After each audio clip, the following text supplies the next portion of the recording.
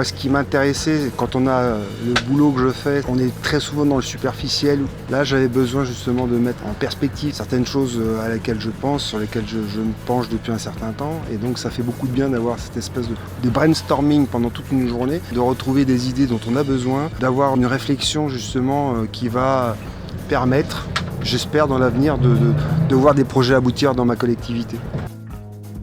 Toujours penser en homme d'action et agir en homme de pensée. Et c'est ce qu'a permis les assises aujourd'hui, c'est-à-dire d'apporter des définitions de sémantique, de technique, de juridique et de les confronter à la réalité de l'utilisation. Donc ça, je trouve que le pari est gagné, était passionnant de ce point de vue-là. On observe de vrais changements. Depuis 2 ou 3 ans, une accélération très très forte, notamment liée au fait que beaucoup de collectivités de taille moyenne et même petite se saisissent de ce sujet. Oui, aujourd'hui, la gestion des données est au cœur de nombreux projets dans de nombreux territoires.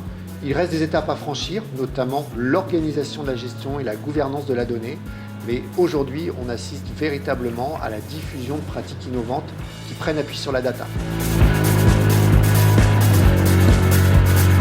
La maîtrise des données est un enjeu de souveraineté locale et de capacité des décideurs locaux à prendre les décisions en connaissance de cause.